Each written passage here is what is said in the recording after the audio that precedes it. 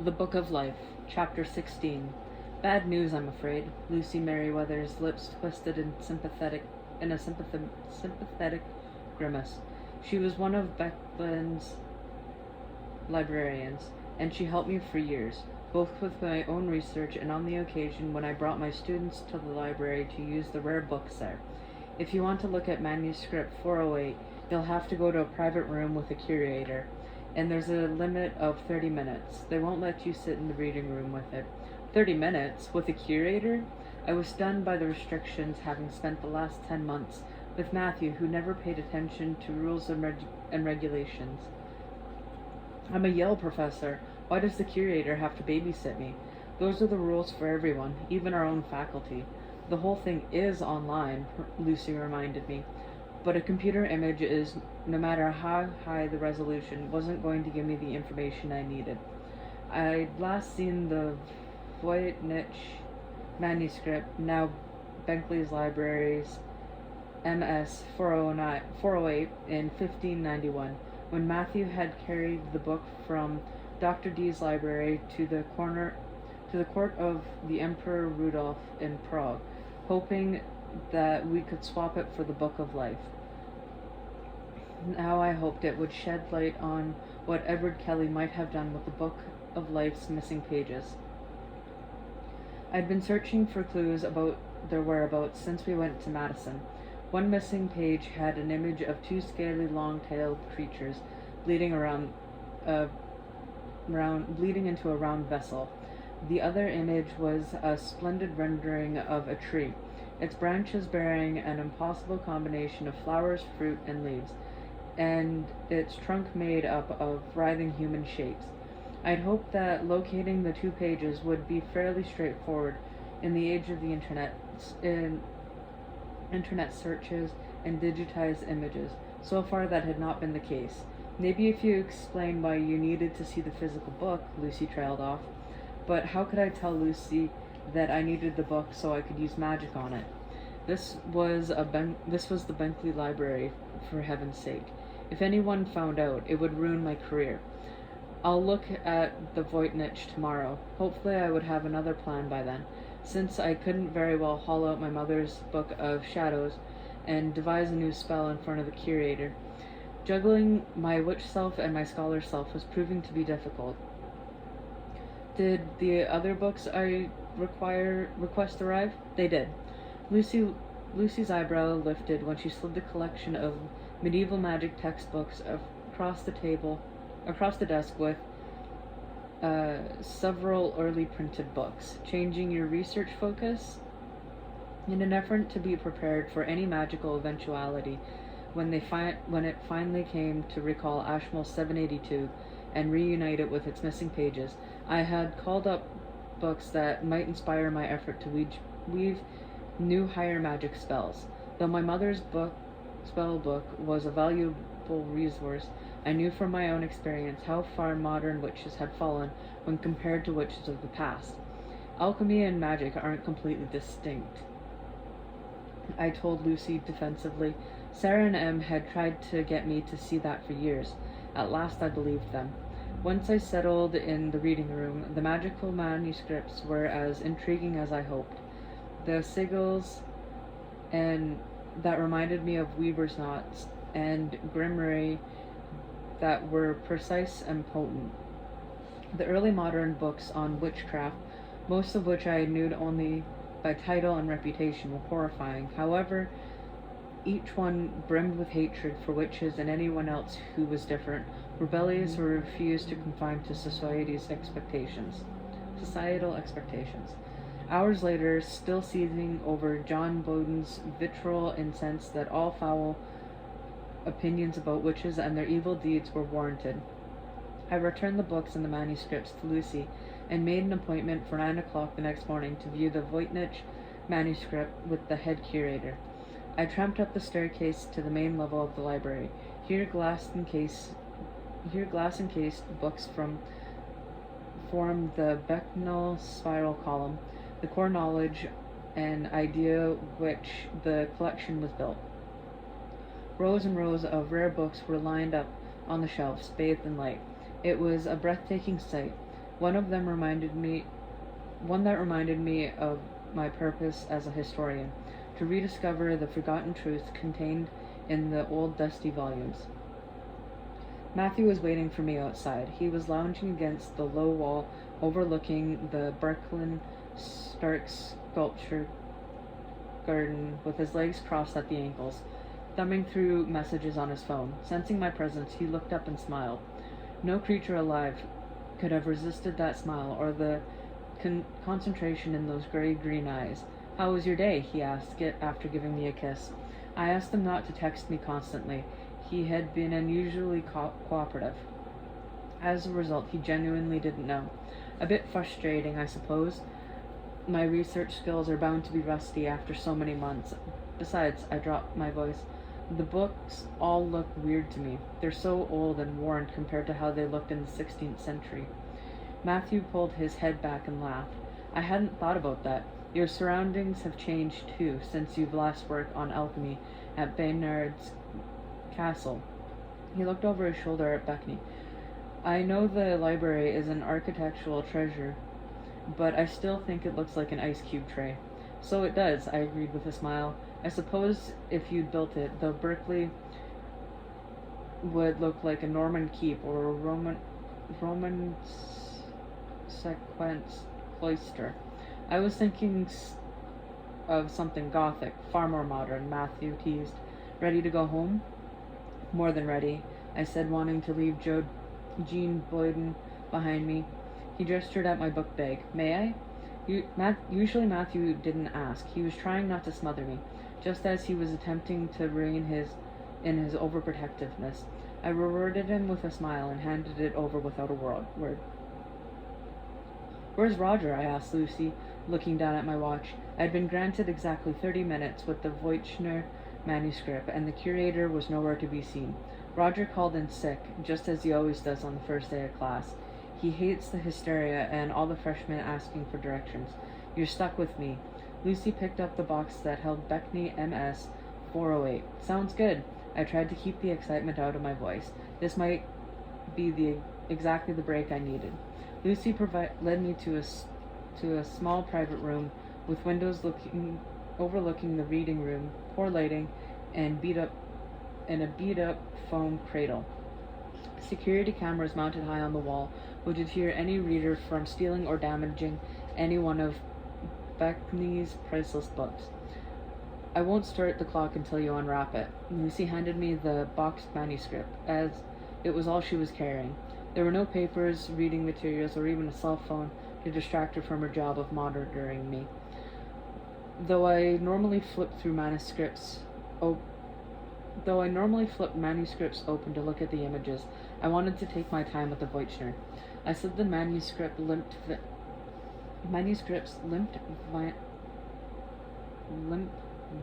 vellum bindings, an early modern equivalent to a paperback, through my fingers. Images flooded my mind. My witch's touch revealing that the present cover was put on the book several centuries after it was written, and at least 50 years after I held it in Dee's library. I could see the bookbinder's face in the 17th century's hairstyle when I touched the spine. I carefully laid the Voitschnitz in the waiting foam cradle and opened the book. I lowered my nose until it was practically touching the first stained page. What are you doing, Diane? Smelling it? Lucy laughed softly. As a matter of fact, I am. If Lucy was going to cooperate with my strange request this morning, I needed to be as honest as possible. Openly curious, Lucy came around to the table and gave the Voitschnitz a good sniff too. Smells like an old manuscript to me. Lots of bookworm damage. She swung her reading glasses down to take an even closer look. Robert Hooke examined bookworms under his microscope in the 17th century. He called them the teeth of time. Looking at the first page of the Voitschnitz, I can see why. It was riddled with holes in the upper right corner and the bottom margin, both of which were stained. I think the bookworms must have been drawn to the oils that the reader's fingers transmitted onto the parchment. What makes you say that? Lucy asked. It was just the response I had hoped for. The damage is worse where the reader would have touched or turned to the next folio. I rested my finger on the corner of the page, as if pointing to something. The brief contact set off another explosion of faces, one morphing into another. Emperor Rudolph's obsequious expression, a series of unknown men dressed in different clothing from different periods, two of them clerics, a woman taking careful notes, another woman packing up a box of books, and the demon Edward Kelly furtively tracking something into Voichtnitz's cover. Tucking something into Voichtnitz's cover. There is a lot of damage on the bottom edge too, where the manuscript must have rested against the body if you were carrying it. Ignorant of the sideshow playing in my witch's third eye, Lucy peered down at the page. The clothes of the time were probably pretty oily. Most people wear wool? Wool and silk, I hesitated, and decided to risk everything. My library card, my reputation, perhaps even my job. Can I ask a favor, Lucy? She looked at me carefully. That depends. I want to rest my hand flat on the page. It will only be a moment. I watched her carefully to gauge whether she was planning on calling in security guards for reinforcement. You can't touch the page, Diana. You know that. If I let you, I would be fired. I nodded. I know. I'm sorry to put you in such a tough spot. Why do you need to touch it? Lucy asked after a moment of silence, her curiosity aroused. I have a sixth sense when it comes to old books. Sometimes I can detect information about them that's not visible to the naked eye. That sounded weirder than I anticipated. Are you some kind of book witch? Lucy's eyes narrowed. That's exactly what I am, I said with a laugh. I'd like to help you, but we're on camera. I'd like to help you, Diana, but we're on camera, though there is no sound, thank God. Everything that happens in this room is taped, and someone is supposed to watch the monitors, whenever the room is occupied. She shook her head. It's too risky. What if nobody could see what I was doing? If you cut off the camera or put chewing gum on the lines, and yes, someone did try to do that, security will be here in 5 seconds, Lucy replied. I wasn't going to chew gum, but something like this. I pulled a familiar disguising spell around me. It would make any magic I worked all but invisible. When I turned my right hand over and touched the tip of my ring finger to my thumb, pinching the green and yellow threads that filled the room into a tiny bundle. Together the two colors blended into an unnatural yellow-green that was good for distortion and deception spells. I was planning on tying them in the fifth knot, since security cameras definitely qualified as a challenge. The fifth knot image burned at my right wrist in anticipation. Nice tats, Lucy commented, peering at my hand. Why did you choose gray ink? Gray? When magic was in the air, my hands were every color of the rainbow. My disguising spell must be working. Because gray goes with everything. It was the first thing that crossed my mind. Oh, good thinking. She still looked puzzled. I returned to my spell and it needed some black into it, as well as the yellow and green. I snagged the fine black threads that surrounded me on my left thumb, and then slid them through the loop, making my right thumb and my ring finger. The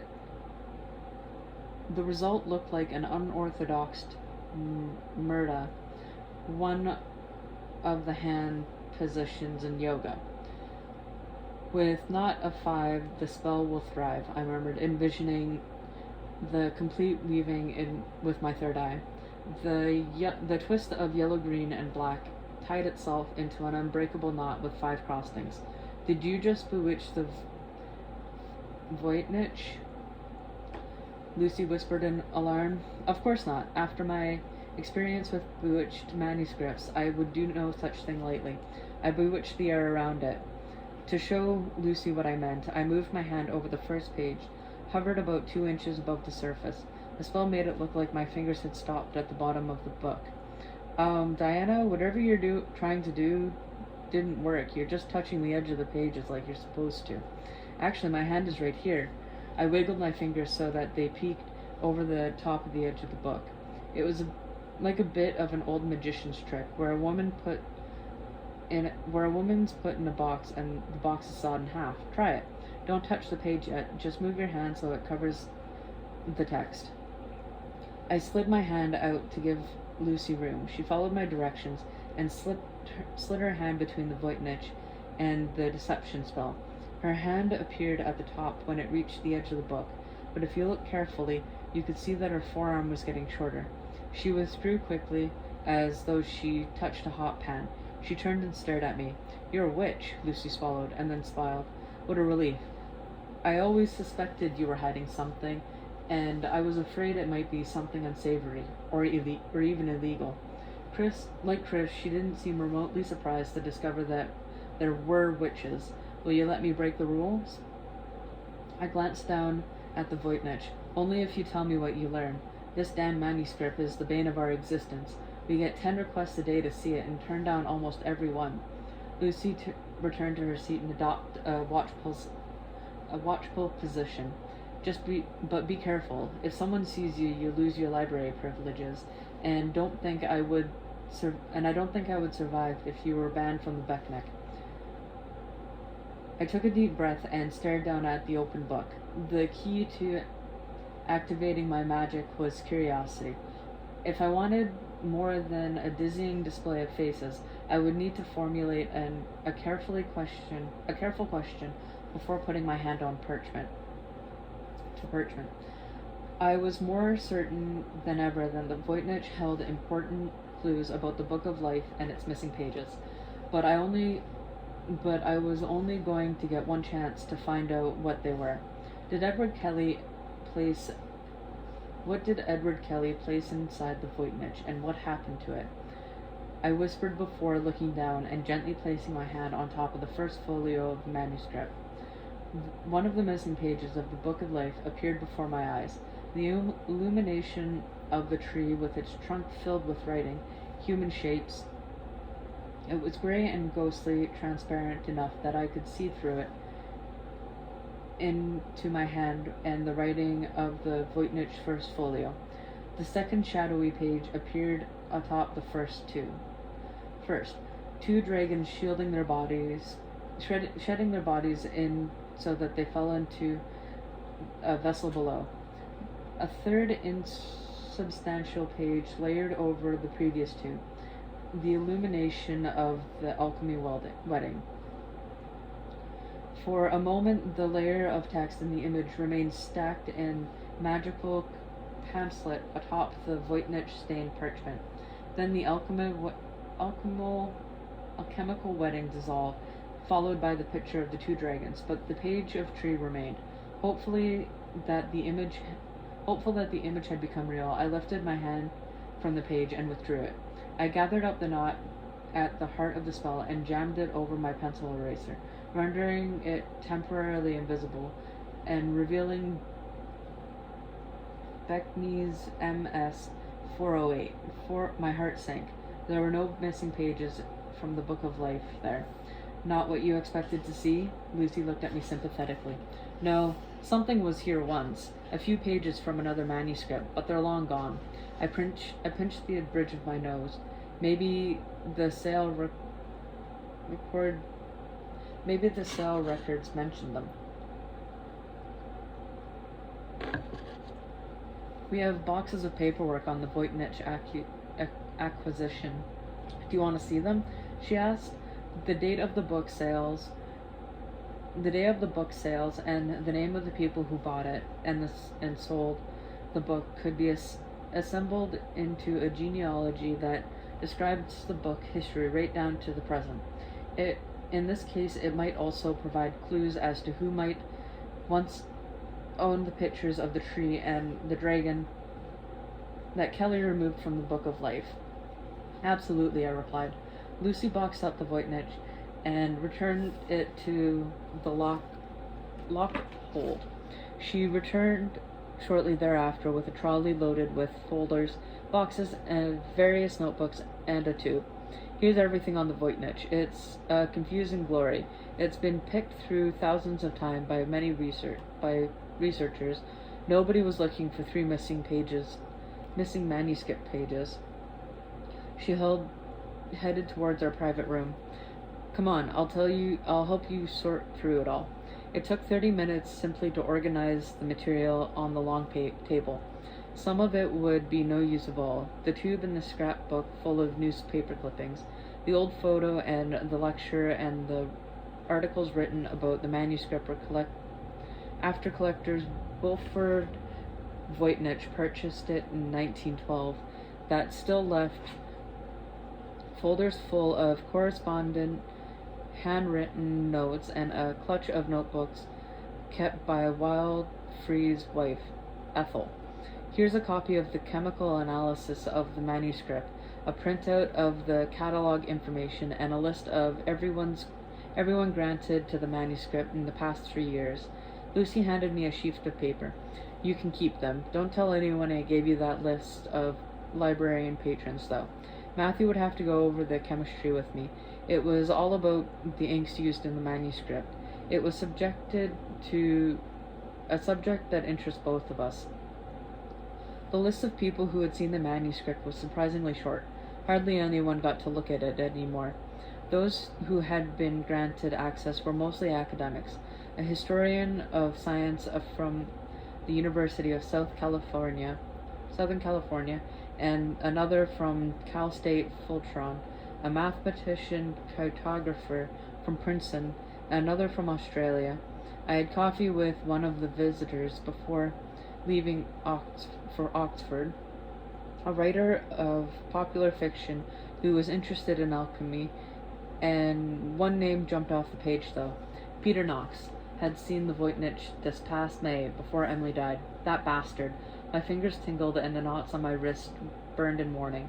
Something wrong? Lucy asked. There's a name on the list that I didn't expect to see. Ah, scholarly rival. She nodded sagely. I guess you could say that. But my difficulty with Knox was more than an argument over competing history interpretation. This was war, and if I were going to win it, I would need to pull ahead of him for a change. The problem was I had little experience tracking down manuscripts and establishing their provenance. The paper I knew best had belonged to the chemist Robert Boyle. All 74 volumes of them had been presented to the Royal Society in 1769, and like everything else in the Royal Society archives, they were meticulously catalogued, indexed, and cross-referenced. If I want to trace Voynich's chain of ownership, where do I start? I mused aloud, staring at the manuscript material. The fastest way would be for one of us to start at the manuscript's origin and work forward, while the other one starts at Bentley's acquisition of it and work backwards. With luck, we'll meet in the middle. Lucy handed me a folder. You're the historian. You take the old stuff. I opened the folder, expecting to see something related to Rudolph II. Instead, I found a letter from a mathematician in Prague, Johannes Marci. It was written in Latin, dated 1665, and sent to someone in Rome, addressed as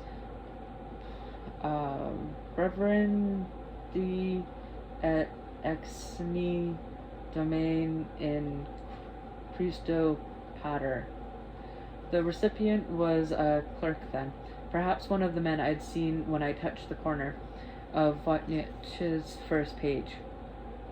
I quickly scanned the rest of the text, noting that the clerk was Father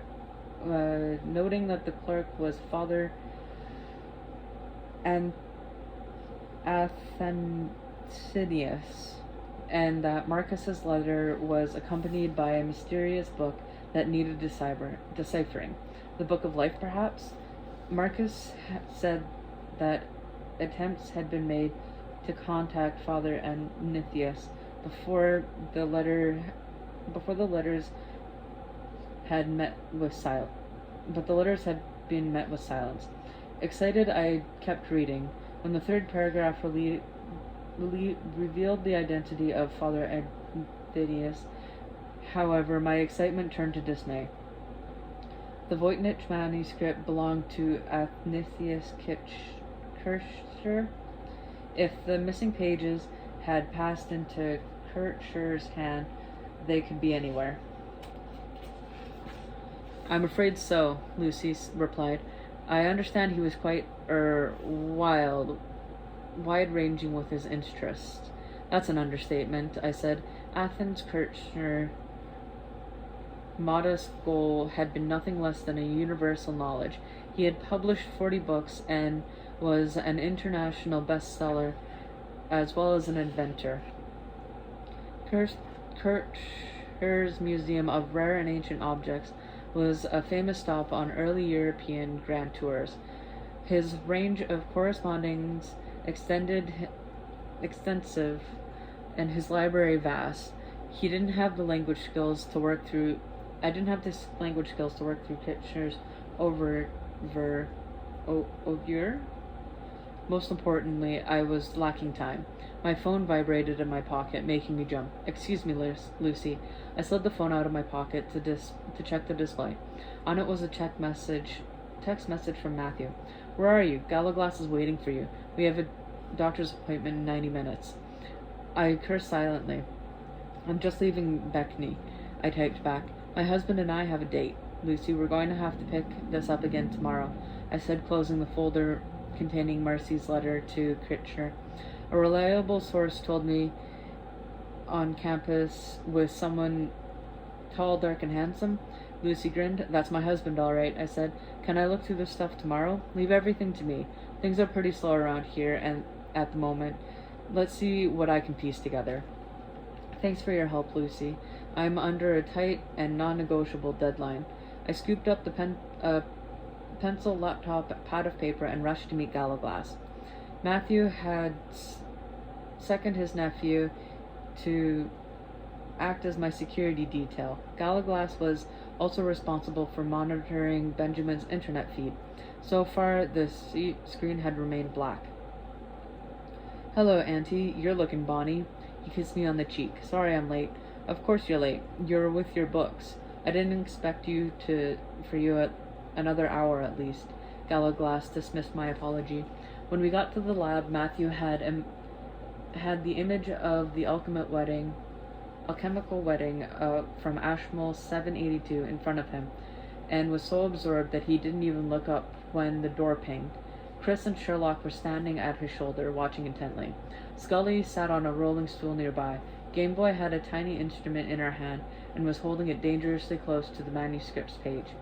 You get scruffier all the time, Gallaglass. When did you last comb your hair? Merriman swiped a card through the reader of the door. It was marked visitor. Chris was taking security serious. Yesterday. Gallaglass patted the back and the sides of his head. Why? Is a bird nesting in it? One might as well be. Merriman nodded in my direction. Hi, Diana. Matthew will be with you soon. What's he doing? I asked. Trying to teach the postgraduates with no knowledge of biology or proper laboratory procedure how to remove DNA samples from a parchment. Merriman looked at the group surrounding Matthew with disapproval. I don't know why Roberts funds creatures who don't even know how to run a grocery gel, but I'm just the lab manager.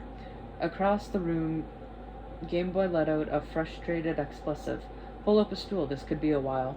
Merriman rolled her eyes. Don't worry, it takes practice, Matthew told Gameboy, his voice soothing. I'm nothing but thumbs when it comes with that computer game of yours. Try again. Again? My mouth dried up. Making repeated stabs at the page from the Ashmole 782 might damage the pimp slit. I started towards my husband and Chris spotted me. Hi, Diana. He intercepted me with a hug. He looked at Gallaglass. I'm Chris Roberts, Diana's friends. Gallaglass, Matthew's nephew. Gallaglass surveyed the room and his nose wrinkled. Something stinks.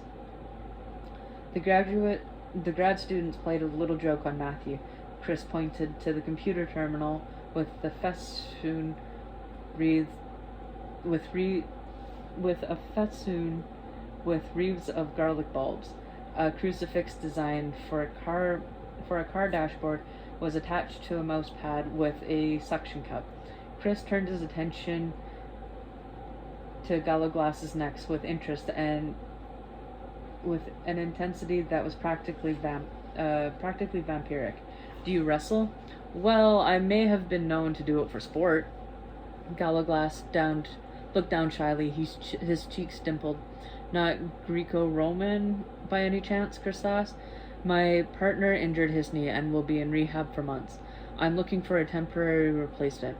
It must be Greek. I'm not sure about the Roman part. Where did you learn? Chris asked. My grandfather taught me. Gallaglass scrunched up his face in concentration as his concentration deepened. I think he wrestled a giant once. He was a fierce fighter. Is this a vampiric grandfather? Chris asked. Gallaglass nodded. Vampires wrestling must be fun to watch, Chris grinned. Like alligators wrestling, but without the tail. No wrestling. I'm serious, Chris. I wanted no responsibilities, no matter how indirect, for causing bodily harm to MacArthur's genius. Spoil sport. Chris let out a piercing whistle. Wolfman, your wife is here. Wolfman? I was aware of that, Christopher. Matthew's frosty tone was frosty, but he gave me a warm smile that made my toes curl. Hello, Diane. I'll be with you as soon as I finish with Jeanette. Game Boy's name is Jeanette? Chris murmured. Who knew? I did. So did Matthew. Perhaps you could tell me why she's in my lab? Miriam asked. Jeanette's PhD will be in computational bioinformatics. She belongs in a room full of terminals, not test tubes. I like the way her brain works, Chris said with a shrug. She's a gamer and sees patterns in lab results that the rest of us miss. So she never did advanced work in biology. Who cares? I'm up to my eyes in biologists already. Chris looked at Matthew and Game Boy working together and shook his head. What's wrong? I asked. Matthew is wasted in a research laboratory. Your husband belongs in a classroom. He was a born teacher. Chris tapped Gallaglass in his arm.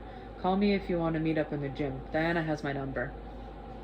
Chris went back to his work, and I turned my attention to Matthew. I'd only seen flashes of this side of my husband when he was interacting with Annie or Jack in London. But Chris was right. Matthew was using all the tools in a teacher's bag of tricks. Modeling, positive reinforcement, patience, just the right amount of praise and a touch of humor. Why can't we just swap the surface again? Game Boy asked. I know it came up with mouse DNA, but if we pick a fresh spot, it might be different. Maybe, Matthew said, but there are a lot of mice in medieval libraries. Still, you should feel free to swab it again after you've taken the sample. Game Boy sighed and steadied her hand. Deep breaths, Jeanette. Matthew gave her an encouraging nod. Take your time. With great care, Game Boy inserted the needle so fine it was almost invisible into the very edge of the parchment. There you go, Matthew said softly, slow and steady. I did it, Game Boy shouted. You would have thought that she'd split the atom. There were whoops of support, high fives, and a mutter of "about time" from Miriam. But it was Matthew's response that mattered. Game Boy turned to him expectantly. Eureka, Matthew said, his hands spread wide. Game Boy grinned broadly. Well done, Jeanette. We'll make a geneticist out of you yet. No way, I'd rather build a computer from spare parts than do that again. Game Boy ripped her gloves off quickly. Hello, darling. How was your day? Matthew rose and kissed me on the cheek. One eyebrow lifted as he looked at Gallaglass, who silently conveyed that all was well. Let's see, I work some magic in the Benedicts. Benek. Should I worry? Matthew asked, clearly thinking of the havoc that witchcraft and witchfire might cause. Nope, I said, and I have a lead on one of the missing pages from Ashmole 782. That was quick. Can you tell me about it on our way to the doctor's office? He said, swiping his card through the reader. By all means, take your time, Diana. There's nothing pressing here. 125 vampire genes identified and only 400 to go, Merriman called as we left. Chris will be counting the minutes. 500 genes to go. Chris shouted. Your gene prediction is way off, Merriman replied. $100 says that it's not. Chris glanced from the report. Is that the best you can do? Merriman pursed her lips. I'll empty my piggy bank when I get home and let you know, Merriman said, and Merriman's lips. I'll empty my piggy bank when I get home and let you know, Merriman, Chris said. Merriman's lips twitched. Let's go, said Matthew, before they start arguing about something else. Oh, they're not arguing, Gallaglass said, holding the door open for them. They're flirting. My jaw dropped. What makes you say that? Chris likes giving people nicknames. Gallaglass turned to Matthew. Chris calls you Wolfman. What does he call Merriman? Matthew thought for a second. Merriman, exactly. Gallaglass grinned from ear to ear. Matthew swore. Don't fret, Uncle. Merriman hasn't given any man a tumble since Bertrand was killed. Merriman and a human? Matthew sounded stunned. Nothing will come of it, Gallaglass said soothingly as the elevator doors opened. She will break Chris's heart, of course, but there's naught we can do about it. I was deeply grateful for Merriman. Now Matthew and Gallaglass had someone to worry about besides me. Poor lad, Gallaglass sighed, pushing the button that closed the elevator door. As we descended, he cracked his knuckle. Perhaps I will wrestle with him after all. A good thrashing always clears the mind. A few days ago, I worried whether the vampires would survive being at Yale. Once the students and faculty were around. Now I wonder whether Yale would survive the vampires.